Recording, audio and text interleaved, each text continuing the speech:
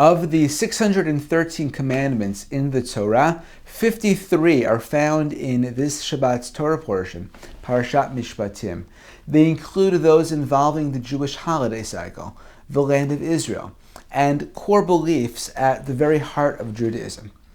With all this to choose from, our sages wonder why the very first mitzvot, the first commandments mentioned in our portion, are those that regulate the treatment of an Eved Ivri, a Hebrew bondsman, one who finds himself sold into the servitude of a fellow Israelite. In fact, our sages wonder why these laws would even need to exist at all.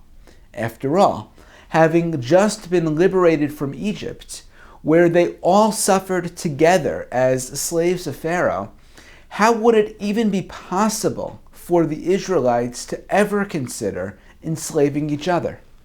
That should have been the furthest thing from their minds.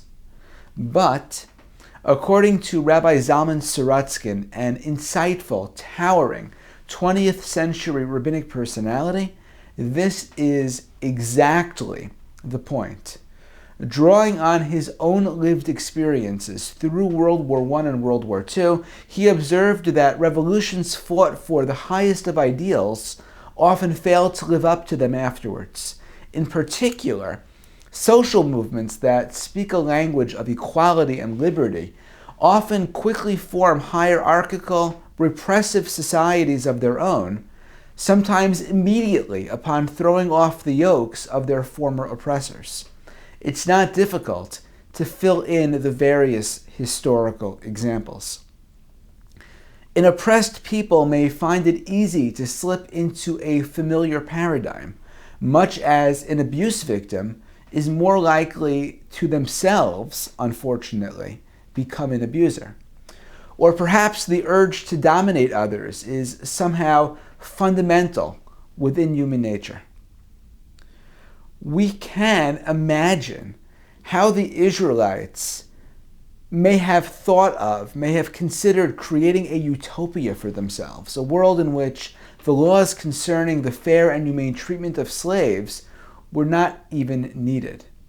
By placing these very laws first, though, the Torah reminds us and them to be realistic, to acknowledge that failure to live up to our own values is a normal part of life.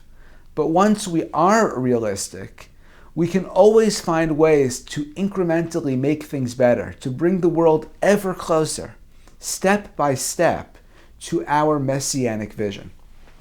I find this message particularly resonant on President's Day weekend, as we consider the mixed legacy of America's own founders, men who invoked the loftiest values and principles, yet in many cases were themselves slaveholders.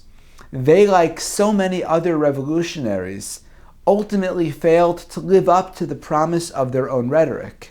But they're different in that the words they articulated continue to inspire us forward, slowly, by fits and starts, over the hundreds of years since they lived, wrote, and spoke.